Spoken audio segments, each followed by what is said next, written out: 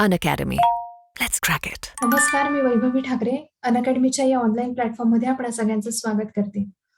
मित्रहो, गेल्या काही दिवसांपासून आपण महाराष्ट्र लोकसेवा आयोगाच्या परीक्षेतून उत्तीर्ण झालेल्या विविध टॉपर्सना आपल्या या प्लॅटफॉर्मवर बोलवत आहोत, जेणेकरून त्यांचा प्रवास, त्यांचा संघर्ष हा विद्यार्थ्यांपर्यंत पोहोचावा. नव्याने या क्षेत्राकडे येऊ पाहणाऱ्या विद्यार्थ्यांना या क्षेत्रातले खाचखळगे सुद्धा कळावेत आणि आधीच ज्या विद्यार्थ्यांनी या क्षेत्रात पदार्पण केलेलं आहे, त्यांना आपले प्रयत्न हे काही योग्य दिशेने चाललेले आहेत की नाही हे तपासून पाहता यावं. या संपूर्ण उद्देशाने अनअकॅडमीने हा टॉपर स्टॉक म्हणून प्लॅटफॉर्म सुरू केला आणि आजच्या आपल्या या टॉपर स्टॉकमध्ये आपल्यासोबत आहे 2019च्या राज्यसेवा मुख्य परीक्षेतून त्यांची तहसीलदार या पदासाठी निवड झालेली आहे. नुकत्याच गेल्या काही दिवसांपूर्वी लोकसत्तामधून त्यांनी आम्ही स्पर्धाळू असा लेख सुद्धा लिहिला होता आणि त्या लेखाच्या माध्यमातून या स्पर्धा परीक्षेच्या संदर्भातली त्यांची मतं आणि त्यांचा दृष्टिकोन मांडण्याचा त्यांनी प्रयत्न केला होता आणि आज सुद्धा आपला तोच प्रयत्न असणार आहे. तर आज आपल्यासोबत आहेत आदित्य शेंडे सर. सर नमस्कार. नमस्कार मॅम. आमच्या या सगळ्यात प्लॅटफॉर्ममध्ये पहिल्यांदा तुमचं स्वागत. Thank you ma'am. आणि अनअकॅडमीचं आणि स्पेशली तुमचं मी धन्यवाद व्यक्त करतो की तुम्ही मला इथं बोलण्याची आणि माझं मत व्यक्त करायची संधी दिली. सर, मुलाखतीला सुरुवात करण्याआधी तुमची आम्हाला ओळख करून द्या की तुम्ही मूळचे कुठले आहात, तुमचं संपूर्ण शिक्षण कुठे झालं, कोणत्या स्ट्रीममध्ये झालं आणि तुमची कौटुंबिक पार्श्वभूमी. मी आदित्य शेंडे. मी मूळचा निमगाव, तालुका माढा, जिल्हा सोलापूर या ठिकाणचा आहे. माझं 10वी पर्यंत शिक्षण नेवासा, अहमदनगर 7वी पर्यंत. त्याच्यानंतर 8वी ते 10वी माझं इंदापूरला शिक्षण झालं. त्याच्यानंतर 11वी आणि 12वीला मी सायन्सला ऍडमिशन घेतलं फर्ग्युसन कॉलेज पुणे या ठिकाणी. तिथून मी 12वी पूर्ण केली आणि त्याच्यानंतर Shri Guru Govind Singhji institute of engineering and technology Vishnupuri, Nanded हे ऑटोनॉमस कॉलेज आहे गव्हर्नमेंट ऑफ महाराष्ट्राचं. तर तिथं मी इलेक्ट्रिकल इंजिनिअरिंगला ऍडमिशन घेतलं आणि तिथं मग नंतर इंजिनिअरिंग केलं. ओके. आणि तुमची कौटुंबिक पार्श्वभूमी? कौटुंबिक पार्श्वभूमी, आई आणि वडील माझे दोघं पण प्रायमरी टीचर्स आहेत. वडील आता 1 वर्षापूर्वी रिटायर झाले आणि एक लहान बहीण आहे आणि मी आहे.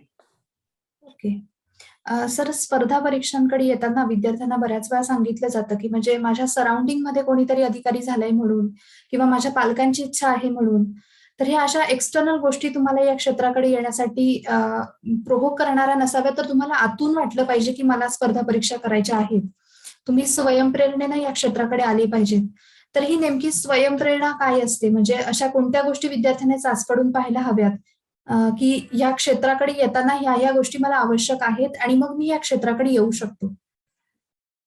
हा, नक्कीच. कारण आज जी सिच्युएशन आपण बघतोय की म्हणजे हे जाणवतं आपल्याला की स्वयंप्रेरणेने येणारे या क्षेत्रात खूप कमी आहेत किंवा असं दिसून येतं की बरेचसे तुम्ही जसं म्हणताय की पालकांनी त्यांना सांगितलंय किंवा कोणतरी शेजारचा म्हणतोय की अरे बाबा, आपल्या गावातला, आपल्या तालुक्यातला, आपल्या जिल्ह्यातला हा मुलगा ही परीक्षा पासून अधिकारी झालाय, तर तुला करायला काय हरकत आहे. ऍक्च्युली मुलांची बघ काय असतं की बऱ्याचदा मुलांची इच्छा नसते, पण असं किंवा आता तर काय झालंय, फेसबुक, युट्यूब किंवा इतर जे सोशल मीडिया आहेत त्याच्यामध्ये खूप व्हिडिओज फिरत असतात, खूप कोट्स फिरत असतात, खूप भाषणं फिरत असतात. त्याच्यामुळं बाहेरच्या गोष्टीकडे इन्स्पायर होऊन येणाऱ्यांची संख्या वाढताना दिसते. तर मला असं वाटतं की या क्षेत्रात येताना तुम्ही स्वतःकडे बघून, ज्याला आपण स्वयंप्रेरणा म्हणतो, त्या गोष्टीला प्रेरित होऊन आलं पाहिजे. आता मग ही स्वयंप्रेरणा म्हणजे काय नक्की? तर कॉलेजला असताना मी माझं उदाहरण सांगतो. कॉलेजला असताना मी स्वतः एनएसएसचा सेक्रेटरी होतो कॉलेजचा. तर त्यावेळेस एनएसएस मधून काम करत असताना आमचा बऱ्याच वेळा प्रशासनाचा संबंध यायचा. फॉर एक्झाम्पल, आमच्या नांदेडच्या इंजिनिअरिंग कॉलेजची पोलीस मित्र संघटना होती. तर आम्ही तिथं मुंडे साहेबांना जाऊन असं असं आम्हाला पोलीस मित्र संघटनेत काम करायचं बाबा, तर आम्हाला तुम्ही संधी द्याल का? तर अशा प्रकारची विचारणा केली होती. मग नंतर आम्ही पोलीस मित्र संघटनेत काम करायला लागलो. त्याच्यानंतर विविध, फॉर एक्झाम्पल, रक्तदान शिबिर आयोजित करताना मग तुम्हाला हॉस्पिटलमध्ये जावं लागतं. ते सुद्धा एक प्रशासनच ऍक्च्युली. जिल्हा लेवलचं हॉस्पिटल असतं, गव्हर्नमेंट हॉस्पिटल. तिथं जाऊन तुम्हाला सगळ्या प्रोसिजर्स कराव्या लागतात. तिथून कॅम्प बोलून आणावा लागतो. तिथले अधिष्ठाता असतात, त्यांच्याशी आपल्याला बोलावं लागतं. मग ते कसं असतं ऍक्च्युली, ही इज ऑफिसर. मग ऑफिसर म्हणजे नक्की काय असतं, त्यांचं काम काय असतं? आपण युट्यूबवर बघतो फक्त लाल दिव्याच्या गाड्या आणि मग त्यांची ती हवा वगैरे आपण जे म्हणतो, हे असं काय नसतं. काम करताना ऍक्च्युली हे काम आहे आणि काम करताना कसे चॅलेंजेस येतात ते एनएसएसच्या माध्यमातून काम करत असताना ह्या लोकांना जवळून बघता आलं. फॉर एक्झाम्पल आम्ही एका DYSP बोलवलं होतं, विजय कापडे सर म्हणून आहेत, त्यांना आम्ही बोलवलं होतं. तर विजय कापडे सरांचे नक्की अनुभव काय, त्यांच्याबरोबर पर्सनली बोलताना नक्की पोलीस प्रशासन कसं चालतं हे सरांनी आम्हाला जरा चांगल्या प्रकारे समजून वगैरे सांगितलं होतं. तर मग कदाचित असं वाटतं की आणि आमच्या कॉलेजमध्ये एक UPSC चॅप्टर नावाचा एक ग्रुप पण मुलं स्वतः चालवायचे. तर त्याचा पण कॉन्टॅक्ट आला आणि कुठेतरी वाटून गेलं की बाबा आपल्याला आपण ह्या क्षेत्रात यायला पाहिजे का, किंवा इकडे एक चांगली संधी उपलब्ध आहे. तर मग हे हे तर एका साईडला. आणि दुसरं असं की एनएसएस मध्ये काम करत असताना किंवा कॉलेजच्या आमची इलेक्ट्रिकल इंजिनिअरिंग स्टुडंट असोसिएशन, ज्याला इसा असं म्हणायचे, की त्या इसा मध्ये काम करत असताना असं जाणून यायचं की आपल्याकडे एक मॅनेजमेंट स्किल आहे का, आपल्याला आपण जे बोलतोय किंवा आपण जे आपली मत आहेत ती इतरांना सोप्या भाषेत आपण समजावून सांगू शकतोय का, किंवा इफिशियंटली आपल्याला जे रिसोर्सेस आहेत एनएसएस मध्ये काम करत असताना किंवा इतर कॉलेजमध्ये काम करत रिसोर्सेस कमी असतात पण आपल्याला आउटपुट तिथून जास्त आणायचं असतं. तर हे करताना आपल्याला आपण जो पैसा आपल्याला मिळालाय कॉलेजकडून ते कमी पैशात आपण जास्तीत जास्त इफिशियन्सी कसं आणतोय. फॉर एक्झाम्पल कॉलेजला असताना एखादा गेस्ट लेक्चर बोलवायचंय तर तसे काही काही गेस्टला पैसे द्यावे लागतात बोलायला यायला. तर मग त्यांना आपण रिक्वेस्ट करायची की बाबा असं असं आमचं आहे, ह्या ह्या कारणासाठी चांगल्या कारणासाठी आम्ही ऑर्गनाईज करतोय, तर आम्ही तुम्हाला रिक्वेस्ट करतो बाबा की तुम्ही कमी पैशात याल का, किंवा घेऊच नाही ह्याच्यासाठी प्रयत्न करणे. मग ते कसं पटवून सांगायचं बाबा त्यांना की आपलं काम त्यांच्यासमोर कसं प्रेझेंट करायचं. मग ह्याच्यातून तुमचं काय दिसतं की मिनिमम इनपुट मध्ये मॅक्सिमम आउटपुट तुम्ही देऊ शकता का. मग हे जे गुण आहेत ना, मॅनेजमेंटचे झालं, तुमचं 4 माणसासमोर तुम्हाला तुमचे विचार पटवून सांगता येणे. तर हे जे गुण असतात ना, की साधक बाधक प्रमाणे एका अधिकाऱ्यामध्ये साधारणतः हे गुण आवश्यक असतात.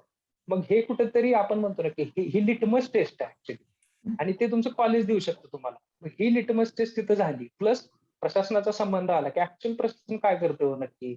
मग नुसतंच जसं म्हणलं, की जे लाल दिवा वगैरे जे जे असतं ऍक्च्युअली, तर त्याच्या मागे पण हे प्रशासन कसं नक्की काम करतं. तर हे दिसायला सुरुवात झाली आणि कुठंतरी मग UPSC चॅप्टरच्या माध्यमातून थोडासा मग स्टडी कसा असतो, त्याचा सिलेबस काय असतो, मग ह्याचे प्रश्न कसे असतात, हे डिग्रीच्या 3rd इयर पासूनच त्या ग्रुपच्या आलेल्या संबंधामुळे कळायला सुरुवात झाली. मग ह्या ग्रुपमधून गेलेले बरेचसे लोक हे पुढे जाऊन कोणी प्रशासनात वेगवेगळ्या ठिकाणी पदं मिळवली ह्या लोकांनी.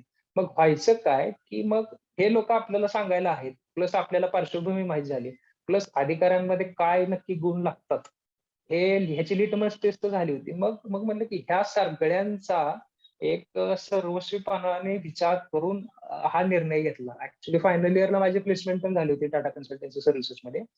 पण मग ही सगळी पार्श्वभूमी मला माहित होती की हे आपल्याला पुढे जाऊन ज्यावेळेस आपण सिव्हिल सर्व्हिसेसचा अभ्यास सुरू करू त्यावेळेस आपल्याला ह्या गोष्टींना फेस करावं लागणार. तर ही पार्श्वभूमी असल्यामुळं मग यायचा इकडे विचार केला, जॉब जॉईन केला नाही आणि नंतर डिरेक्टली सिव्हिल सर्व्हिसेसच्या अभ्यासाला सुरुवात केली. तर स्वयंप्रेरणा म्हणजे काय, तर ती तुम्हाला लिटमस टेस्ट सारखी आहे जी कॉलेजमध्ये मिळते, जर तुम्ही त्याच्याकडे व्यवस्थित बघितलं तर. कारण कॉलेज हा प्लॅटफॉर्म तुम्हाला बऱ्यापैकी सगळं तुमच्या जे अंगभूत कौशल्य आहेत ते बाहेर काढायला मदत करतं. त्याच्यामुळे कॉलेज हे चांगलं करायला पाहिजे असं मला वाटतं. नक्कीच. म्हणजे प्रशासनात लागणारी कौशल्य आपल्याकडे आहेत का हे आपण क्रॉस चेक करणं गरजेचं असतं आणि दुसरी गोष्ट म्हणजे परीक्षा एक्झॅक्टली. पद्धती नेमकी काय आहे, परीक्षेचा सिलेबस काय आहे, ही पण ओळख आपल्याला झालेली पाहिजे. सर येस माझा येस पुढचा प्रश्न एक बेसिक प्रश्न आहे, पण महत्त्वाचा आहे, की इकडे येताना, या क्षेत्राकडे येताना विद्यार्थी आणि पालक या दोघांना असा प्रश्न असतो, की साधारणतः या क्षेत्रात खर्च किती लागतो? तर यात आपण 2 गट करूया, की म्हणजे एक विद्यार्थी क्लास लावतोय, तो शहरात जाऊन राहतोय आणि दुसरा एक विद्यार्थी आहे, की तो सेल्फ स्टडी करतोय, त्याच्या गावीच अभ्यास करतोय. तर खर्चाबाबत तुम्ही काय सांगाल? हा, हे बरोबर आहे. कारण लायब्ररीमध्ये अभ्यास करताना एक गोष्ट प्रकर्षाने जाणवून आली, की मी खरं सांगायला हरकत नाही, की माझी घरची परिस्थिती इतकी चांगली आहे, की म्हणजे माझं अजून म्हणजे 1-2 वर्ष जरी नंतर सिलेक्शन झालं असतं तरी घरून फायनान्शियल बॅकअप एकदम तगडा होता. कारण आई-वडील दोघं शिक्षक आहेत, शिवाय शेती वगैरे आहे. तर त्याच्यामुळं मला फायनान्शियली तसा कुठला म्हणजे काळजी वाटावं असं माझी फायनान्शियल सिच्युएशन नक्कीच नाहीये. हे मान्य करायला पाहिजे. पण सगळ्यांचीच अशी असेल असं बिलकुल नाहीये.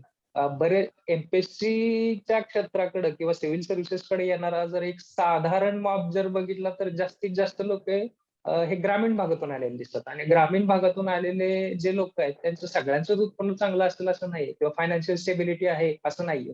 मग त्याचा तर नक्की विचार झाला पाहिजे. मग फायनान्शियल ज्यावेळेस आपण पुण्यासारख्या मोठ्या सिटीत राहून अभ्यास करतो, तर सगळ्यात मोठा प्रश्न असतो तुम्हाला तिथं 2-3 हजार रुपये भाडं द्यावं लागतं. तुम्हाला तिथं 1000-2000 तुम्हाला मेसचं बिल पे करावं लागतं. त्याच्यानंतर मग तुम्ही जर क्लास ह्याच्या पुढे जाऊन लावणार असाल, तर क्लासची फी एक साधारणतः 50-60 हजाराच्या घरात तर आरामात आहे.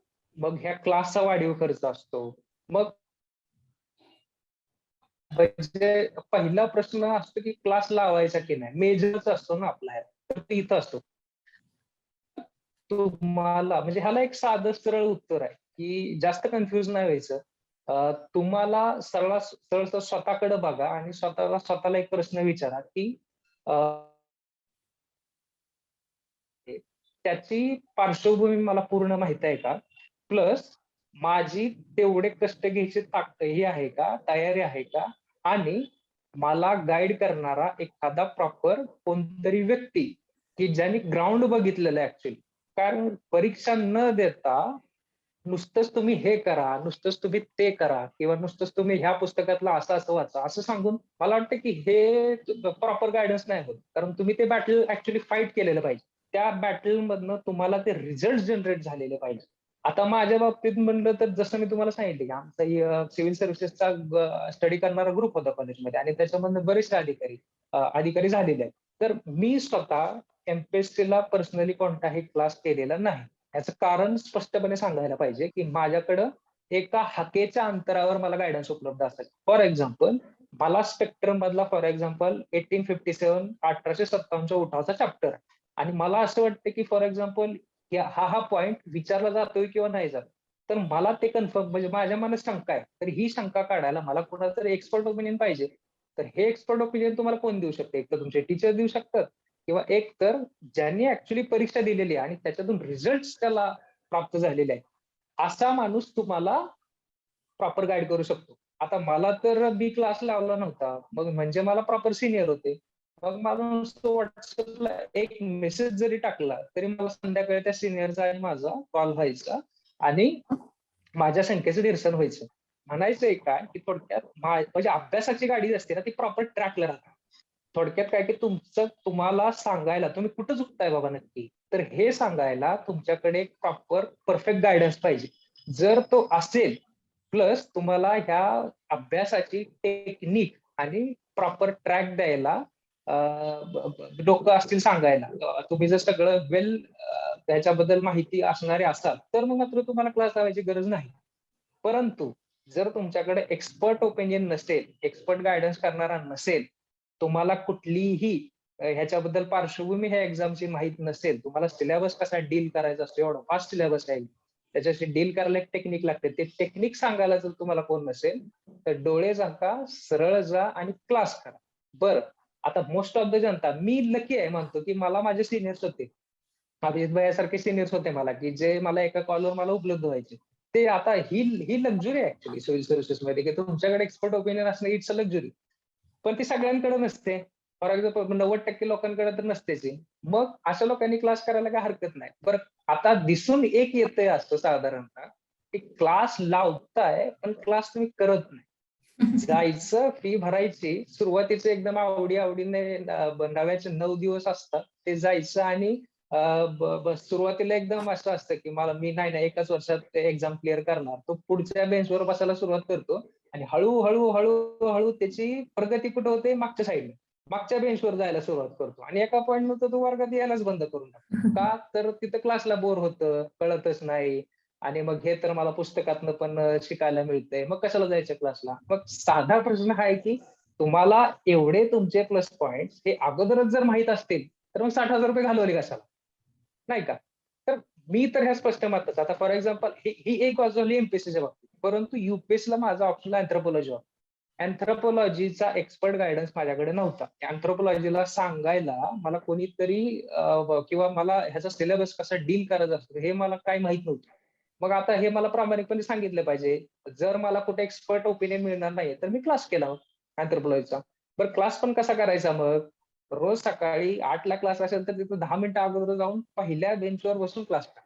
जर तुम्ही ₹30,000 एखाद्या क्लासला तुम्ही देत असाल, तर हा तुमचा हक्क आहे आणि तो तुमचा अधिकार आहे, की पहिल्या बेंचवर सरांच्या समोर बसून मी क्लास करायला पाहिजे.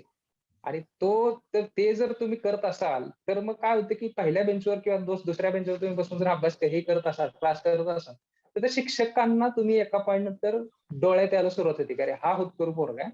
मी जे सांगितलं आदल्या दिवशी, हा तो करून आणतोय. याचा अर्थ काय हा कुठेतरी जाऊन रिझल्ट दाखवेल. मग होतं काय ह्या शिक्षकांचं प्रॉपर तुमच्यावर लक्ष द्यायला सुरुवात. मग काय होतं, की तुम्हाला अजून चांगलं जे गाईडन्स आहे ना, तर ते मिळायला सुरुवात होते. मग त्या शिक्षकांच्या भीतीनं का होईना, तुम्ही आज समजा 4 चॅप्टर शिकवलेत, तर तुम्ही घरी जाता आणि मग काय करता, की नाही, नाही बाबा सरांचं आपल्यावर लक्ष असतं. आपल्याला ते करायला पाहिजे. मग आपण ते 3 चॅप्टर बरोबर वाचून दुसऱ्या दिवशी जातो. हा जो पुश असतो ना, तो मिळायला पाहिजे. ही उलटी प्रगती झाली नाही पाहिजे. की मग क्लासमध्ये जातो, 15 जणांचं जमतं, मग फिरायला जा, मग मला काय म्हणायचं ह्या गोष्टी ऍक्च्युअली ऑलरेडी हा सिरियस बिझनेस आहे. तर अजून यात मला असं सांगायचं की ज्यावेळेस तुम्ही मगाशी म्हणले की फायनान्शियल सिच्युएशन किंवा फायनान्शियल बद्दल बोलत होतो. जर तुम्ही उत्तम अशा प्रकारे जर क्लास केला, तर तुम्ही तुमच्या आई-वडिलाच्या एका एका रुपयाला तुम्ही न्याय देताय. त्याचा अर्थ होतो. जर तुम्ही एक टोळकं बांधून जर त्याचं कॉलेजमध्ये रूपांतर केलं, तर मग मात्र तुम्ही आई-वडिलांच्या पैशाला न्याय देत नाहीये, असं त्याचा अर्थ होतो. अभ्यास करत नाहीये, नोट्स काढत नाहीये, सरांनी सांगितलं ते करत नाहीये. हो, होतं कसं माहितीये का, की मग सिलेबस क्लासचा असतो 100च्या स्पीडनं. मग आपण तुमचं स्पीड 10च्या स्पीडनं असतं. परत मग समजत नाही आणि मग तुम्ही क्लासला जायचं बंद करता. तर हे नाही झालं पाहिजे, असं मला वाटतं.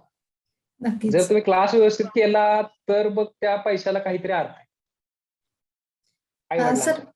नक्कीच, नक्कीच. सर माझा पुढचा प्रश्न हा थोडासा अभ्यासासंदर्भात आणि परीक्षा पद्धती संदर्भात आहे. पूर्व परीक्षेचा जर आपण विचार केला तर जी-एसच्या बाबतीत विद्यार्थ्यांनी रीडिंग जास्तीत जास्त केलं पाहिजे, की एम-सी-क्यू सॉल्व्ह करण्याची प्रॅक्टिस जास्तीत जास्त करायला हवी? कारण बऱ्याच विद्यार्थ्यांच्या बाबतीत असं होतं, की त्यांचा अभ्यास एक चांगल्या प्रकारचा असतो, त्यांचं रीडिंग बऱ्यापैकी असतं. पण ज्यावेळी प्रश्न समोर येतात तेव्हा त्यांना ते टॅकल करणं थोडंसं अवघड होतं. तर या बाबतीत तुम्ही नेमकं काय सांगाल? ओके. तर एक साधारणतः ह्याला उत्तर असं आहे, की आयोगाकडून आपल्याला काय येतं, 2च गोष्टी येतात. एक तर सिलेबस येतो आणि एक क्वेश्चन पेपर येतो. ह्याच्या ह्याच्या व्यतिरिक्त आयोग आपल्याला डायरेक्टली इंटरव्ह्यूलाच भेटतो. मध्ये आधी आयोग तुम्हाला कधी भेटत नाही. तर मला काय वाटतं, की आपण फायनली पेपरमध्ये काय करणार आहे? एमसीक्यू सोडवणार आहे, राइट? मग आपण काय करतो, की मोस्टली ही टेंडन्सी असते, की आपली जेवढं दिसतंय तेवढं भराभर, भराभर, भराभर वाचा. त्याच्यावर 4 रिव्हिजन टाका आणि मग एमसीक्यू सोडवायचे. आता ह्यात कसं आहे, की चेक्स अँड बॅलन्सेस आहेत त्यात, की तुम्ही जे वाचलंय फॉर एक्झाम्पल 2 चॅप्टर्स तुम्ही वाचलेत.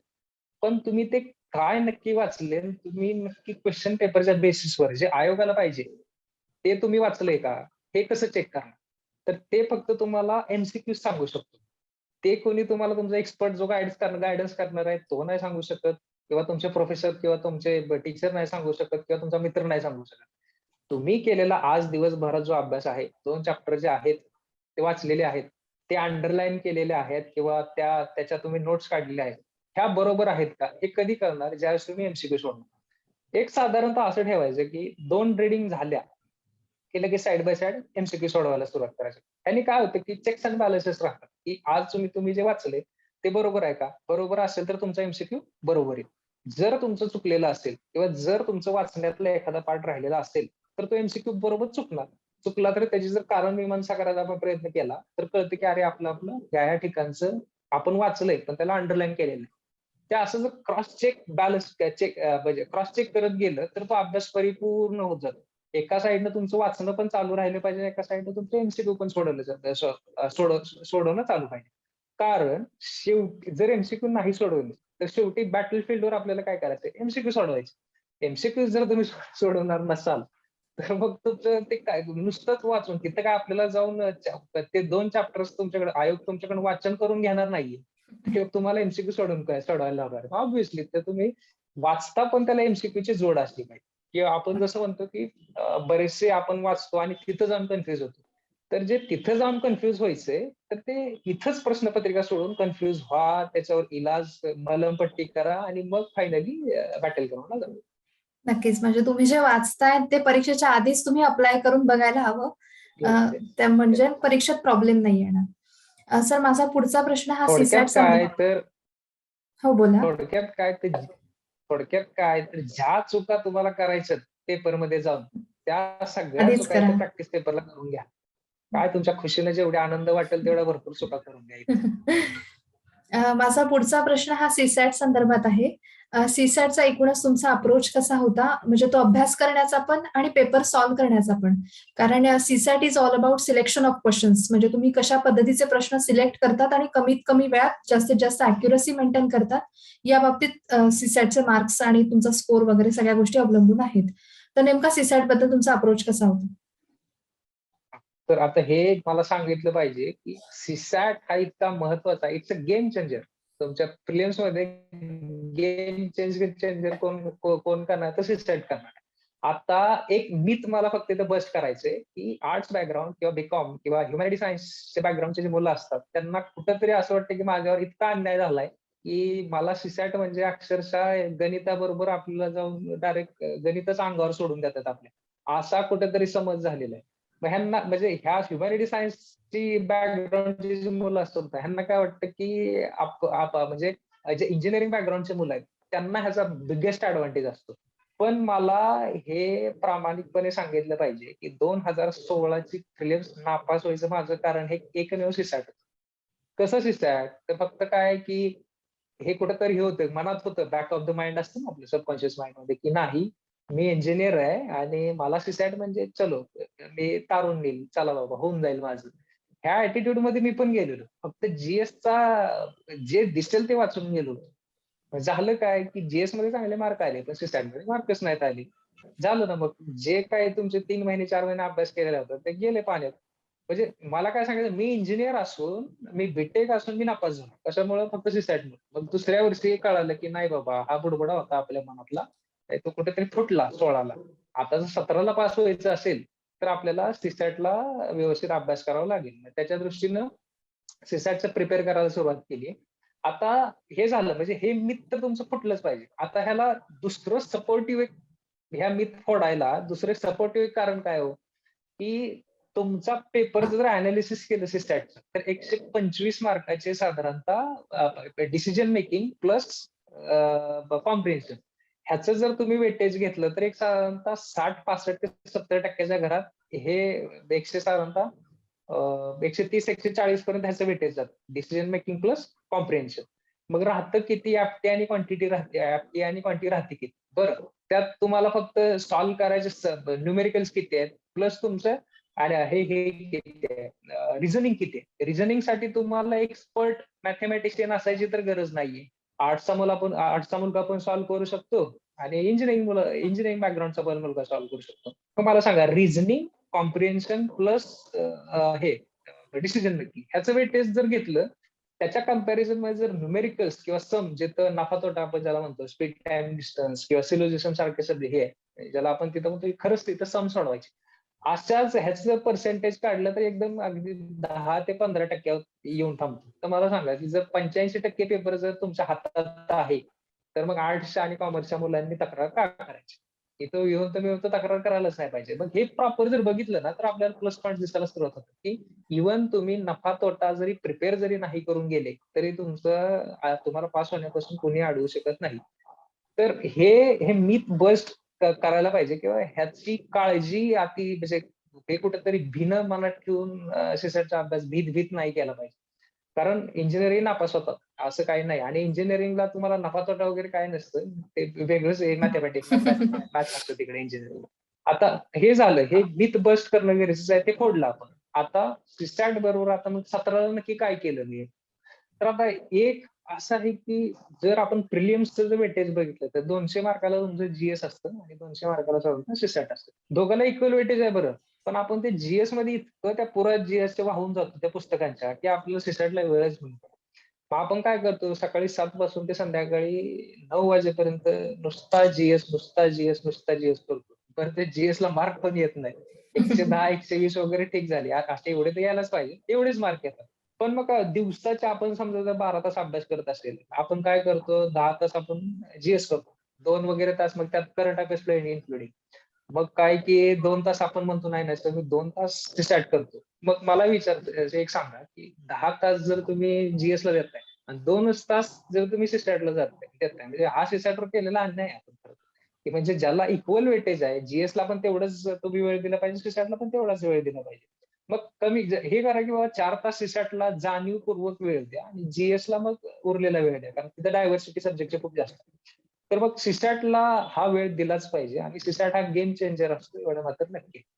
तर त्याच्यामुळे त्याला भिण्याचं किंवा काहीतरी डोक्यात खूळ घेऊन त्याचा अगदीच काहीतरी वेगळाच अर्थ घेऊन सिसॅटला अगदी करूच नये असं करणं म्हणजे चुकीचं आहे. कारण सिसॅटला जर तुम्हाला मार्क आले नाहीत, जीएसला मार्क यायचे एक लिमिट आहे.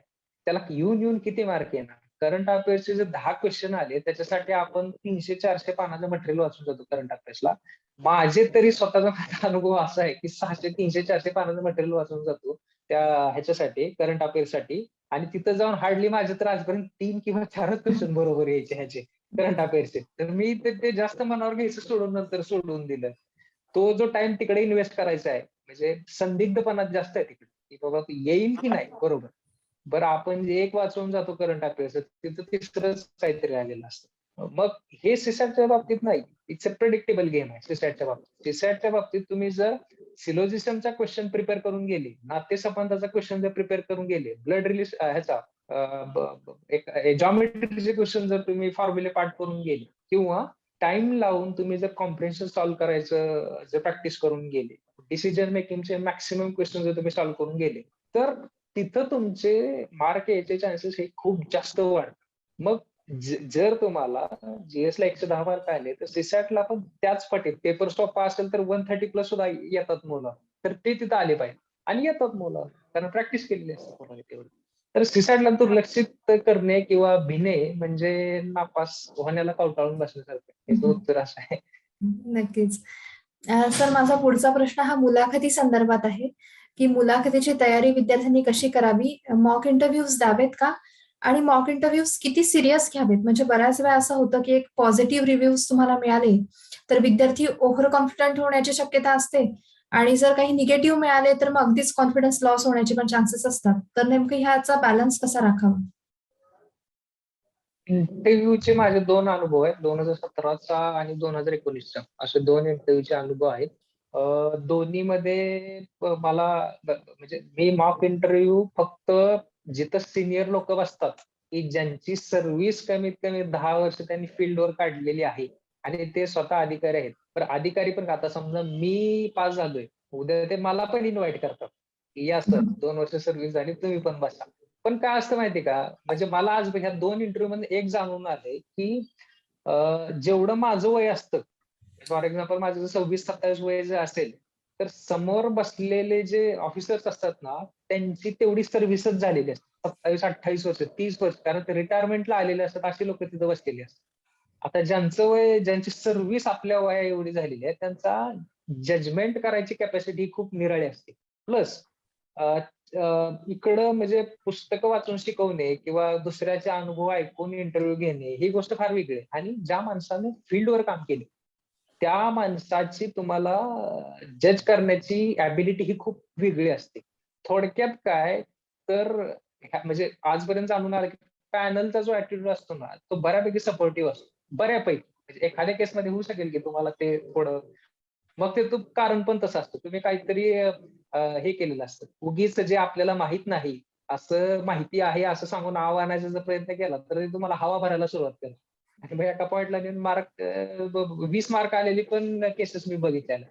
म्हणजे हवा म्हणजे खोटं बोललं की तर ते तुम्हाला हवा द्यायला सुरुवात करतं. आणि खोटं बोलणं अपेक्षित नसतं इंटरव्ह्यूमध्ये.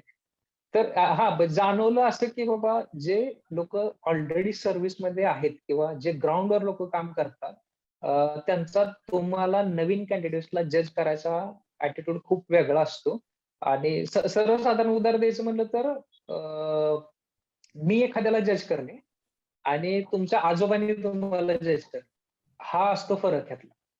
आता मी जर 2 वर्ष म्हणजे पास होऊन मी जर लगेच पॅनलला बसत असेल, तर माझं खूप अग्रेशन असतं. आता फॉर एक्झाम्पल मी जर समजा तुम्हाला इंजिनिअरिंगच्या डिग्रीवर क्वेश्चन विचारलं, तर मी ते प्रिपेअर करून आलेलो असतो, मी इंटरव्ह्यू दिलेले असतात आणि त्या बेसिसवर मी पास झालेलो असतो. तर माझी इच्छा काय असते की मी इतके कष्ट उपसून इंजिनिअरिंगला प्रिपेअर केलं आणि मी माझ्या इंटरव्ह्यू मध्ये सगळे उत्तरं दिली आणि मग मला कुठेतरी जाऊन चांगले मार्क मिळाले. मग समोरचा आलेला कॅन्डिडेट तो नवीन असतो आणि मग त्याला जज करताना होतं काय की माझं अग्रेशन त्याच्या माग कुठेतरी त्याचं हे होतं, त्याला फीडबॅक देण्यात जातं की बाबा तू असं करत नाही, तू तसं करत नाही, 4 वर्ष इंजिनिअरिंग मध्ये काय केलं. तर काय असतं की जज म्हणजे पॅनल बघताना शक्यतो त्याचे मेंबर्स कोण आहेत मी हे बघायचो की ह्याचे मग मी काय केलं की कमिशनर ऑफिसला ह्या वर्षी इंटरव्ह्यू घेतले होते सीपी ऑफिसला. ते चांगले इनिशिएटिव्ह आता कमिशनर सर बसले होते, सिसवे सर वगैरे बसले होते आणि सगळे सिनियर पॅनल जे सर्व्हिसमध्ये ऍक्च्युली ज्यांची 12-12, 15-15, 20-20 वर्ष सर्व्हिस झालेली आहे असे लोक तिथं ऑफिसर बसले होते. म्हणजे मला ते झालं, ते एक झालं. स्वरूप वर्धिनीला एक खूप छान पॅनल बसतं स्वरूप वर्धिनीला. तिथं स्वरूप वर्धिनीचे जुने कॅन्डिडेट परंतु ज्यांनी 10-10, 15-15 वर्ष प्रशासनात काम केले अशी लोक तिथे येतात इंटरव्ह्यू घ्यायला. आणि तिसरा इंटरव्ह्यू इथं शाहूला दिला होता. तर तिथं पण पॅनल चांगलं असतं. जे रिटायर्ड ऑफिसर आहेत ते एकत्र येतात आणि ते तुमचे इंटरव्ह्यू घ्यायला बघतात कुठेतरी.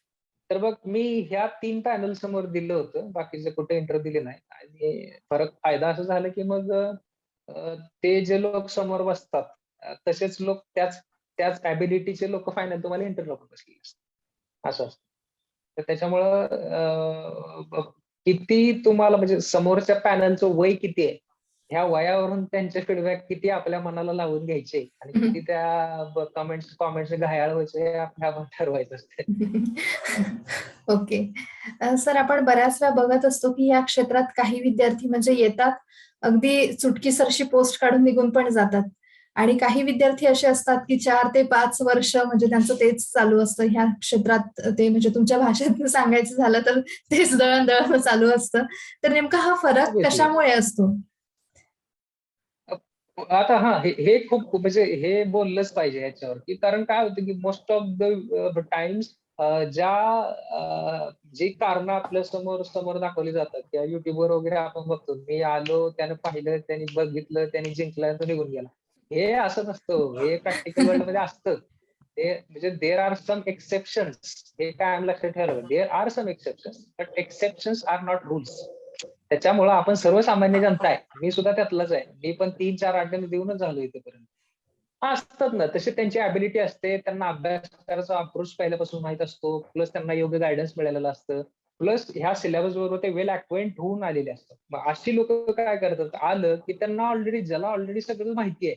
पेपरमध्ये काय करायचंय, एमसीक्यूला कसं डील व्हायचंय आणि मग सिलेबस नक्की काय, मग ते मुलं काय करतात, पट उचलतात. पट ग्रास्प करतात आणि मग एका अटेम्प्टमध्ये होऊ शकतात. एका अटेम्प्टमध्ये होऊ शकतात म्हणजे त्यांचं मागचं खूप मोठं कष्ट असतं. ऍक्च्युली ते आपण कुठे बघतच नाही. आला आणि तो जिंकून गेला एवढंच आपल्याला दिसतं. ह्याच्या पुढे काय दिसत नाही. मग तुम्हीच बघा ना, आता रिझल्ट काढून बघा तुम्ही. किती मुलं असतात अशी? एका रिझल्टमध्ये साधारणतः 2-3 ह्याच्या पुढे नसतात. मग उरलेली जनता काय आपल्यासारखी गोरगरीबच आहे, की ज्यांनी बऱ्याच वेळा दळण दळलेलं असतं. आणि मग ही फॅक्ट आहे आणि त्यात लाजायचं काय अजिबात काय कारण नाही. मी 3ऱ्या-4थ्या अटेम्प्टला पास झालो म्हणून काय ते हे नाहीये किंवा कमी भूषण असतं असं बिलकुल नाही. तर हे कारण कॉम्पिटिशन तेवढी आहे. तुम्हाला एक्सपर्ट असणारे म्हणजे पेपर सॉल्व्ह करताना एक्सपर्ट असणारे किंवा एखाद्या अभ्यासाच्या टेक्निकमध्ये एक्सपर्ट असणारे लोक खूप जास्त असतात. तर ते प्रत्येक वेळेस आपल्याला कॉम्पिटिशनला तेच लोक असतात. तर मग ह्यांना कुठेतरी पार करून आपल्याला पुढे जायचं असतं. तर हे साहजिक आहे, की बाबा हे तुम्हाला परत परत जरी अटेम्प्ट द्यावे लागले, परंतु तुम्ही रिझल्ट दाखवले पाहिजेत. म्हणजे नुसतंच प्रीला तुम्ही देताय आणि 4 वर्षात प्री मध्येच फेल होताय, तर मग मात्र सिरियस मॅटर आहे कुठेतरी. तो जाऊन बघितला पाहिजे, की प्री का पास होत नाही. तर ते पण बघितलं. परत परत अटेम्प्ट देणे म्हणजे याचा अर्थ, की कुठेतरी तुम्ही सिग्नल देताय, की बाबा कुठेतरी तुम्ही पास होताय. फॉर एक्झाम्पल एक एक प्री नापास झाली. पुढची प्री क्लिअर झाली पाहिजे. नाही झाली तर मग त्या प्री मागच्या नापास झालेल्या प्री पासून आपण काही शिकलेलो नाही. तर हे असं कुठेतरी तुम्ही कार्ड दाखवलं पाहिजे, की बाबा मला पास होता येतं. एक्झाम पास होणे ह्याचा अर्थच मुळात हा आहे, की तुमच्या अभ्यासाची गाडी बरोबर रुळावर पळते. आणि थोडक्यानं राहते म्हणजे कुठेतरी नापास होता ह्याचा अर्थ असा असतो, की बाबा थोडीशी ट्रॅकहून खाली येते, पण आपला ट्रॅक बरोबर आहे आणि कधीतरी आपण पास होणार. हेच ते दाखवतं, बाकी काय. नक्कीच. सर मुलाखतीच्या शेवटाकडे येताना आपण एक महत्त्वाच्या ह्याच्यावर बोलूया, की एक दीर्घ प्रवास झाल्यानंतर एक 4 ते 5 वर्ष या क्षेत्रात घालवल्यानंतर विद्यार्थ्यांना कुठेतरी नैराश्य यायला लागतं. आणि मग त्याचे बरेच परिणाम आपल्याला बघायला मिळतात. तर नेमकं याबद्दल तुम्ही विद्यार्थ्यांना काय सांगाल? की आता ह्या नैराश्य नैराश्याला वाटा साहजिक आहे. कशा मोकळ्या करून द्याव्यात विद्यार्थ्यांनी आणि कशा पद्धतीने म्हणजे नैराश्यावर बॅलन्स करून पण अभ्यास म्हणजे कुठेतरी एक अधून-मधून नैराश्य येणं साहजिक आहे. ते स्वाभाविक आहे. पण तरी पण तुमचा अभ्यास सोडता कामा नये किंवा अगदीच तुमचं हे निगेटिव्हमध्ये त्याचं हे नको व्हायला. बरोबर आहे. नैराश्य येणे हा कारण स्पर्धाच एवढी आहे, तुम्हाला नैराश्य येणारच. हे नैराश्य यायला सुरुवात कशी होते किंवा ह्याचं कारण आपण बघितलं पाहिजे, की ह्याला मूळ कारण काय? की एक तर तुम्ही खूप जास्त अपेक्षा घेऊन आलेले जर असाल, की घरच्यांच्या अपेक्षा, शेजारच्यांच्या अपेक्षा, मामाच्या अपेक्षा, मामीच्या अपेक्षा, अशा जर खूप जास्त अपेक्षा घेऊन जर आलेला असाल, प्लस तुम्ही स्वयंप्रेरणेने जर आलेले नसाल, की इथं एवढं कष्ट आहे आणि ते आपल्याच्यानं काय पेलवत नाही बाबा किंवा आल्यानंतर हां, तर हे अशा कॅटेगरीच्या लोकांना आहे ना, तर मग हे नैराश्य येणं साहजिकच आहे. अशा लोकांनी म्हणजे सांगतो नंतर काय करायला पाहिजे ह्याच्यावर. दुसऱ्या कॅटेगरीतले लोकं असे आहेत, की प्रामाणिकपणे अभ्यास करत असतात. सकाळी 7 ते रात्री 11 रोज लायब्ररीत वगैरे जात असतात. परंतु रिझल्ट्स येत नाहीत कुठं. पहिल्या वेळेस देतो, फेल होतो. दुसऱ्या वेळेस पण देतो, फेल होतो. तिसऱ्या वेळेस पण फेल होतो. आता ही कॅटेगरी कुठली, की तुम्ही प्रीच पास होत नाही. 4 वर्ष झालं तुम्ही प्रीच तुमची क्लिअर होत नाही. मग तुम्हाला फ्रस्ट्रेशन बिल्डअप व्हायला सुरुवात. हे एक कॅटेगरीचे लोक असतात. तिसऱ्या कॅटेगरीला असं असतं, की मी चला ह्या वर्षी प्री नापास झालोय, परंतु दुसऱ्या वर्षी मी डायरेक्टली इंटरव्ह्यूला गेलोय. इंटरव्ह्यू मधनं नापास झालोय. तिसऱ्या वर्षी मी मेन्स मधनं नापास झालोय. मग अशी लोकांचं कसं असतं, की अशी लोकं कुठेतरी पास होत असतात, पण फायनल लिस्टमध्ये काय नाव ह्यांचं नसतं. मग ह्या 3 कॅटेगरीतल्या लोकांना कसं ह्यांनी बघितलं पाहिजे ह्याच्याकडे. अपयश हा नैराश्याचा परीक्षेचा अभ्यास करतात. मग ह्याला डील व्हायला पण वेगवेगळे मार्ग आहेत. आता जे पहिल्या कॅटेगरीतले लोक आहेत, ते दुसऱ्याच्या अपेक्षा स्वतःच्या खांद्यावर घेऊन आलेले लोक, की चल बाबा तू कर, मी आहे तुझ्या पाठीमागं. बघू तू तू आधी हो. अशा कॅटेगरीच्या लोकांनी 2 वर्षात सुरुवातीला ओळखून घ्यायचं, की इथं वेगळंच जग आहे. इथं अभ्यासच लागतो, इथं एफिशियन्सी लागते, परत परत तेच तेच करावं लागतं. 2 वर्षात ओळखून घ्यायचं, की आपल्याच्याने फेल होते की नाही. जर पेलवत नसेल, तर ज्यांनी तुमच्या खांद्यावर अपेक्षांचं ओझं लादलंय, अशा लोकांना सरळ जाऊन सांगायचं, की हे माझ्याकडून होत नाही. मला माझं जे मूळ टॅलेंट आहे, मला तिकडे वळवू द्या. फ्रीली बोला, लवकर बाहेर निघा. दुसऱ्या कॅटेगरीतले लोक आहेत, की सतत प्री पास होतात. कुठंतरी मग हे फ्रस्ट्रेशन बिल्ड व्हायला सुरुवात. अशा लोकांनी काय करायला पाहिजे, की स्वतः म्हणजे स्वतःच्या चुका ऍक्सेप्ट करायला पाहिजे. जर म्हणजे दुसऱ्या वेळा प्री नापास होणं म्हणजे ह्याचा अर्थ असतो की तुमच्या चुका ओळखल्या नाहीयेत, त्या ट्रॅक केलेल्या नाहीयेत आणि ह्याच्यावर कुठेतरी काम झालेलं नाही. म्हणून तर रिझल्ट आलेला नाही. दुसऱ्या, तिसऱ्या वेळेस. मग अशा लोकांनी काय करावं स्पष्ट बघायला पाहिजे, अनालिसिस करायला पाहिजे. की अरे मी सीसॅटचाच अभ्यास करत नव्हतो. सीसॅटचा अभ्यास करताना मी पेसेस सोडवायचो, पण ते एक पेसेस दिवसभर सोडवायचो. एक पेसेसला टाइम आहे ना, तिथे काहीतरी 5-10 मिनिटं टाइम आहे. त्या टाइम लावून सोडवत नाही. मग अशा चुका ट्रॅक केल्या पाहिजे, की अरे, इथं असं काहीतरी होतं किंवा करंट अफेअर्सला मी दिवसात एक 5 तास देतोय, 3 तास देतोय. ह्या अशा चुका ट्रॅक करायच्या. ह्या चुकांवर काम करायचं. ह्या चुका बोलून दाखवायच्या तुमच्या मित्राला, मैत्रिणीला, एक्सपर्टला जे तुम्हाला गाईडन्स देणार आहे. अशा लोकांना बोलून दाखवायचे, की असं-असं होतंय अरे बाबा आणि ह्याच्यावर मला काहीतरी औषध दे. त्याच्याकडून घ्यायचं, ते बघायचं आणि ते अप्लाय करून व्यवस्थित आपल्या चुका मान्य करून त्याच्यावर काम करायचं आणि पुढे जायचं. हे ह्या लोकांसाठी आणि हे तिसऱ्या कॅटेगरीचे लोक आहेत, की बाबा पास होत आहेत, पण कुठेतरी थोडक्याने राहतात. अशा लोकांचं कसं असतं, ह्यांच्याकडे ग्रीन कार्ड असतं, की मग ह्यांच्या घरच्यांच्या अपेक्षा कसं असतं, की एकदा पास झालेत म्हणजे घरचे थोडे हे असतात किंवा कुठेतरी रिलॅक्स पास झालेले होतोय असतात. आणि हां, जर कुठेतरी म्हणजे आज ना उद्या, ह्या वर्षी नाही पुढच्या नाही कधीतरी हा पास होईल. कारण तो प्रत्येक वेळेस दाखवतोय ना, की मी पास होतोय, मी इंटरव्ह्यूला गेलोय, पण इंटरव्ह्यू मधनं माघारी आलोय. तर अशा लोकांचं कुठेतरी मायनस हॅलो. तर ह्या अशा लोकांनी मग हे छोट्या-छोट्या चुका असतात. त्याच्यावर लक्ष हे केलं जर व्यवस्थित बघितलं, तर ते सहज शक्य आहे, की त्या चुका तुम्ही इलिमिनेट करून तुम्ही त्याच्यावर घेऊन फायनलिस्टमध्ये येऊ शकता असं. प्लस आता ह्या तिन्ही कॅटेगरीतल्या लोकांनी एक गोष्ट कायम करायला पाहिजे. जे मला वाटतं सगळ्यात प्रायमरी सपोर्टिव्ह ग्रुप कोण असतो आपल्याला? आपली फॅमिली असते, राईट? तर आपण काय करतो, त्यांना आपल्या मनातलं सांगायचं सोडून सगळ्या जगापाशी ओरडत करतो, की मला अरे असं वाटतंय, मला फ्रस्ट्रेशन येतंय, मित्राकडे बोल, मैत्रिणीकडे बोल, तिसऱ्याकडेच बोल, लिहूनच ठेव डायरीत. पण काय होतं, त्यांच्याकडून जेन्युइन सोल्युशन येतीलच असं काही नाही. शेवटी तुम्हाला म्हणजे तुम्ही सिव्हिल सर्व्हिसेसचा अभ्यास कधीपर्यंत करायचा आहे, हे तुमचे फायनली ठरवणारे मॅक्सिमम त्यातला वाटा असतो, फॅमिलीचा डिसिजन असतो. तर मला असं वाटतं, की हा जो डायलॉग आहे ना, तो कंटिन्यू ठेवला पाहिजे. तर माझी एक सवय कशी आहे, की जेवल्यानंतर कितीही काही असू द्या, अगदी प्रिलिम्स असू द्या, मेन्स असू द्या, इंटरव्ह्यू असू द्या, एक अर्धा तास राखून ठेवलेला असतो, की घरी फोन करायचा आणि आपल्याला काय जे वाटतंय, जे मनात सगळं साचलंय, ते भडभड भडभड भडभड बोलून टाकायचं. कदाचित त्यांना समजेल, ना समजेल, पण आपलं काल बोललं की फ्रस्ट्रेशन कमी होतं. हे कुठेतरी व्हायला पाहिजे. मग नॉट नेसेसरी तुम्ही कुठं आई-वडिलांकडे, तुमच्या मोठ्या भावाकडे बोला, मोठ्या बहिणीकडे बोला, तुमच्या दाजींकडे बोला. म्हणजे तुम्हाला जो समजून घेणारा माणूस आहे, अशाकडे तुम्ही बोललं पाहिजे. प्लस आता ह्यातला अजून एक नवीन कॅटेगरी आहे, की फ्रस्ट्रेशन वाढवून घेणारे लोक असतात. म्हणजे आपला इथं रोल काय माहिती का अभ्यास करताना, की सिव्हिल सर्व्हिसेस क्षेत्रात आलाय, मग म्हणते की सिव्हिल सर्व्हिसेसचा स्टडी हा सिरियस बिझनेस आहे. तो सिरियसच केला पाहिजे. अभ्यास आणि इतर काही गोष्टी असं त्याचं एक साधारणतः मध्ये प्लस चिन्ह अभ्यास आणि इतर गोष्टी. तर तुमचं जे डेली जो तुमचा हे आहे ना, व्याप आहे ना, हा अभ्यासाच्या भोवती जास्त फिरला पाहिजे. अभ्यास आणि इतर काही गोष्टींमध्ये तुम्ही जरा कमी कमी करायला पाहिजे. इतर काही गोष्टी वेगळं सांगायची काही गरज नाहीये. म्हणजे सोशल मीडिया असेल, सिंहगडला जाणे, चल लोहगडला जाऊ, 3 दिवस तिकडच राहू, ट्रेकिंगला जाऊ, बाबा ते सगळं ठीक आहे. पण इतर काही गोष्टींचा कमीत कमी व्याप हा घेतला पाहिजे. मग इतर गोष्टी तुम्ही कमी केला, की बरोबर तुमची एनर्जी चालला जाते अभ्यासाकडे. तर कारण आपल्याला लवकर निघायचं यातनं बाहेर. किती दिवस म्हणजे जास्त दिवस थांबायचं नाही. त्याला एक लिमिट आहे. तर त्याच्यामुळं ह्या जर गोष्टी थोड्याशा बघितल्या तर फ्रस्ट्रेशन मध्ये इव्हन सगळ्यांनाच येतं फ्रस्ट्रेशन. पास झालेले पण तिथेच असतात आणि जे पास होण्यापासून थोडेसे लांब आहेत, ते पण तिथेच असतात. त्यामुळे फ्रस्ट्रेशन आपल्या पद्धतीने काढायचं असतं. बोलून जर काढत असेल तर ते अतिउत्तम. कारण ते लवकर निघतं फ्रस्ट्रेशन. आणि नक्कीच. म्हणजे बोललं की समोरच्याकडनं उपाय यायला सुरुवात होतात. त्यांनी जर 10 उपाय सांगितले, तर त्यातला एक उपाय कदाचित असा असतो, की अरे ते आपलं फ्रस्ट्रेशन पूर्णच काढून. तर बोलणं महत्वाचं आहे. बोलत राहिले पाहिजे.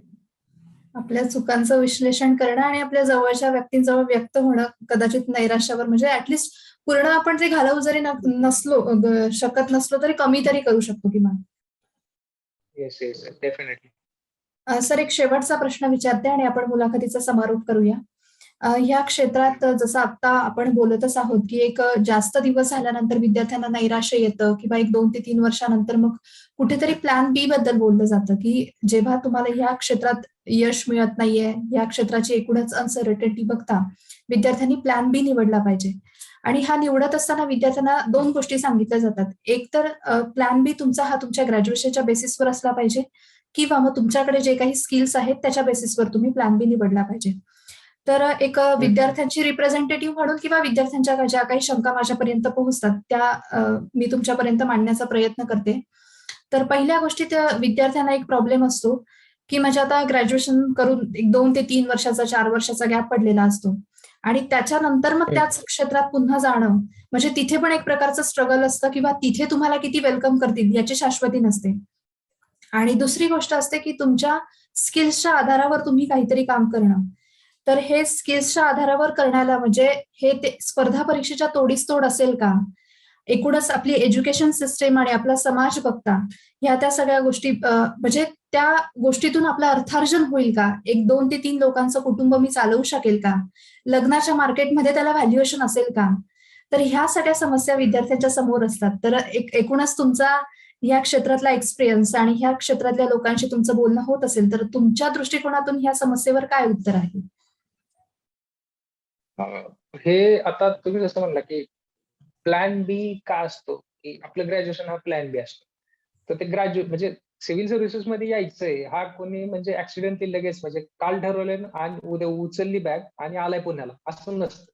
सिव्हिल सर्व्हिसेस करायचे म्हणल्यावर तो कमीत कमी 1 वर्ष 6 महिने अगोदर कमीत कमी तो विचार करत असतो की अरे मला ह्या क्षेत्राकडे जायचे, त्यातल्या क्षेत्रातली अनसर्टनिटी त्याला माहित असते. आणि सुज्ञपणा जो असतो तो सिव्हिल सर्व्हिसेस करायला येणाऱ्या मुलांमध्ये दिसून येते की बाबा हे पुढं पुढं असं असं असणार आहे. उद्या जरी मी इंटरव्ह्यू मध्ये नापास होऊन जरी माघारी आलो तरी मला कमिशन कुठलंही सर्टिफिकेट देणार नाही की हा मुलगा आमच्याकडे आला होता, त्यांनी चांगले इंटरव्ह्यू दिला, मला 75 मार्क पडले, परंतु काय झालंय की बाबा ह्याला मेन्सला स्कोर कमी होतं त्याच्यामुळं ह्याचं सिलेक्शन होऊ शकलं नाही. असं कुठलंच कार्ड किंवा सर्टिफिकेट देत नाही आयोग आपल्याला. तर हा प्रॉब्लेम आहे. तर असं आहे की मग ज्यावेळेस तुम्ही फॉर एक्झाम्पल इंजिनियर आहे तुम्ही आणि मग थर्ड इयरलाच तुम्हाला कळायला सुरुवात होती की अरे लास्ट इयर झाल्यावर आपल्याला इकडे जायचं बरं. तर मग त्याच्या दृष्टीनं समजा हे पण एक शक्यता घेऊन मनात राहिलं पाहिजे की समजा नाही झालं तर काय? तर मग तुम्ही मग 1 वर्ष जॉब करू शकता. एक्सपिरियन्स सर्टिफिकेट घेऊ शकता आणि मग 1 वर्ष जॉब करता करता तुम्ही सिव्हिल सर्व्हिसेसचा प्रायमरी ज्याला आपण म्हणतो ओळख असते, तोंड ओळख, या 1 वर्षात करून घेऊ शकता. जर तुम्हाला वाटलं की बाबा आपण कंटिन्यू करू शकतो जॉब सोडून इकडं सिव्हिल सर्व्हिसेसकडे, तर मात्र काय असतं तुम्ही प्लस पॉईंट मध्ये असते. 1 वर्ष तुमचं एक एक्सपिरियन्स सर्टिफिकेट टीसीएस सारख्या एमएनसी सारख्या कंपनीज 1 वर्षाचं सर्टिफिकेट तुमच्या हातात असणं इट्स म्हणजे हे म्हणजे मोठा प्लस पॉईंट आहे नंतर जॉबच्या मार्केटमध्ये जाताना. मग 1 वर्ष कदाचित करा, त्याच्याबरोबर सिव्हिल सर्व्हिसेसचा पण अभ्यास करा. 1 वर्षानंतर डिसिजन घ्या. प्लॅन बी समोर ठेवून मग कुठेतरी मग ह्याच्या दृष्टीने पुढचे प्लॅन्स आपण बांधायला पाहिजे. कारण आज अशी सिच्युएशन आहे, इव्हन मी सुद्धा म्हणतो की कधी कधी अजून सुद्धा मला वाटतं की जर माझं नसतं झालं तर मला जॉब मार्केटमध्ये किती व्हॅल्यू होती, तर नव्हतीच. कारण आज ज्या पेसने ज्या वेगाने टेक्नॉलॉजी बदलते, 6 महिन्यात इंजिनियर जुना होतो. मी पास झालोय आज, मी किती महिने नका की मी आज नसतो नापास झालो तर बाबा मला जॉब होता वगैरे. पण ठीक आहे, मला म्हणजे कुठेतरी 10,000 रुपयावर तरी मला इंजिनिअरिंगच्या बेसिसवर जॉब मिळाला असता. म्हणजे कमीत कमी माझा चरितार्थ चालवायला काहीतरी होतं. तर हे कुठेतरी म्हणजे ग्रॅज्युएशनला असतानाच तुम्ही हे चांगलं ग्रॅज्युएशन करून ठेवा. 1 वर्षाचा जॉब केला तर बेस्ट आहे शक्यतो, जर तुमची फायनान्शियल सिच्युएशन चांगली असेल तर. एक्सपिरियन्स सर्टिफिकेट घ्या आणि मग इकडे या. आता राहिली लोक दुसरी की स्किलच्या बेसिसवर की नंतर ग्रॅज्युएशनच्या बेसिसवर करायचं नाही, स्किलच्या बेसिसवर. आता स्किल मग पण ते तुमचं हे आहे की तुमचं टॅलेंट तुम्ही कसं जगासमोर आणताय. फॉर एक्झाम्पल की बाबा एखाद्याचं मॅनेजमेंट स्किल चांगलं आहे. फॉर एक्झाम्पल एमपीएससी करता करता त्याला कळलं की बाबा मी लायब्ररी एकदम उत्तम पद्धतीने हँडल करू शकतो आणि मला पैशाचं पण चांगलं मॅनेजमेंट जमतं. तर मग अशा लोकांनी मग तो काय करतो की अभ्यास बाजूला ठेवतो आणि एक लायब्ररी सुरू करतो. तो त्याचं बिझनेस स्किल आहे. मग हे स्किल तुम्ही आता ते इंडिव्हिज्युअलिस्टिक आहे, कसं तुम्ही जगासमोर आणता, किती तुम्ही सक्सेस दाखवता. आणि राहिली गोष्ट समाज मान्यतेची, तर समाज मान्यतेची कशी असते की तुम्ही छोटासा जरी रिझल्ट दाखवला की नाही, समाज तुमच्यावर विश्वास ठेवायला सुरुवात करतो. मग तुम्ही कशात नाही दाखवा, एक प्री पास व्हा, लोक तुमच्यावर विश्वास ठेवायला सुरुवात करतील किंवा कुठेतरी कधीतरी हा पुढे जाऊन होईल. किंवा तुमच्या स्किलच्या बेसिसवर त्यांनी एक छोटीशी लायब्ररी चालून दाखवली तर सगळे म्हणतात किंवा नाही काही झालं ह्याचं स्पर्धा परीक्षेतनं तर ह्याची लायब्ररी तर कुठं जात. मग लग्नाच्या मार्केटमध्ये कसं तुम्ही बिल्ड करून घेता स्वतःला, हे स्किलच्या बाबतीत मला तर इंडिव्हिज्युअलिस्टिक आहे. तुम्ही कसं स्किल ते जगापुढे तुम्ही दाखवताय, ते कार्ड कसं दाखवताय तुम्ही, ते ह्याच्यावर ऍक्च्युली. नक्कीच. विद्यार्थी मित्र हो, आदित्य शेंडे सरांनी आपल्याला एकूणच एमपीएससी रिलेटेड अभ्यास पद्धती, परीक्षा पद्धती आणि एमपीएससी रिलेटेड बाकी सगळ्या गोष्टी, एमपीएससी मधल्या समस्या, मग त्या आर्थिक असतील, मानसिक असतील, प्लॅन बी बद्दल या सगळ्याच गोष्टींवर सर्वांगाने त्यांनी आपल्याला मार्गदर्शन केलेलं आहे आणि त्याचा आपल्याला आपल्या प्रिपरेशन मध्ये सुद्धा फायदा होईल अशी आपण आशा करूया. सर, तुम्ही आमच्या या प्लॅटफॉर्ममध्ये आलात, तुमचा अमूल्य वेळ तुम्ही आम्हाला दिलात त्याबद्दल तुमचे खूप खूप आभार आणि तुमच्या पुढील वाटचालीस अनअकॅडमीकडून खूप शुभेच्छा. Thank you very much. आणि परत एकदा मी म्हणजे अनअकॅडमीचे आणि स्पेशली तुमचे दोघांचे पण आभार व्यक्त करतो. मला माझे व्ह्यूज खरं तर आज इंटरव्ह्यू झालाच असं म्हणायला म्हणजे जागा नाहीये, कारण हे गप्पाच होत्या ऍक्च्युली. आणि गप्पांमधूनच हे जितक्या साध्या भाषेत जाईल तितकं अधिक चांगलं आहे. तर ते तुम्ही मला तसा म्हणजे आज गप्पा मारायला चांगलं डिस्कशन झालं त्याच्याबद्दल किंवा केलं, माझ्याकडनं मला जे पाहिजे होतं ते तुम्ही काढून घेतलं, त्याच्याबद्दल प्लॅटफॉर्मचा आणि तुमच्या दोघांचा मी आभार आहे. Thank you so much. नमस्कार विद्यार्थी मित्रांनो, आत्ताचा इंटरव्ह्यू जो मुलाखत घेण्यात आली आहे तो व्हिडिओ तुम्हाला आवडला असेल. सर्व काही तुमच्यापर्यंत आम्ही सोपवण्याचा प्रयत्न करत आहोत. याच व्हिडिओच्या खाली एक अनअकॅडमीची लिंक दिलेली असणार, जिथून तुम्ही ॲप डाउनलोड करू शकता. त्या ॲप मध्ये तुम्हाला सर्व काही फ्री ऑफ कॉस्ट खूप काही कंटेंट भेटणार आहे. त्याच्यामध्ये तुम्ही PDF डाउनलोड करू शकतात, स्पेशल फ्री लेक्चर्स बघू शकतात. फक्त ते बघण्यासाठी तुम्हाला एक कोड वापरावा लागेल. तो कोड आहे कॅपिटल लेटर्समध्ये विदाउट स्पेस MPSC लाईव्ह. परत एकदा सांगतो, MPSC लाईव्ह. तर असेच वेगवेगळे सर्व काही व्हिडिओ इंटरव्ह्यू तुमच्यापर्यंत आम्ही पोहोचवण्याचा प्रयत्न करू. भारतातील सर्वात दिग्गज अशी ऑनलाईन प्लॅटफॉर्म एज्युकेशनल फील्डमध्ये आपल्या MPSC कॅटेगरीमध्ये तुमच्यापर्यंत आम्ही पोहोचवण्याचा प्रयत्न करत आहोत. तर भेटूया पुन्हा एकदा अशाच व्हिडिओ करता. तोपर्यंत जय हिंद, जय महाराष्ट्र.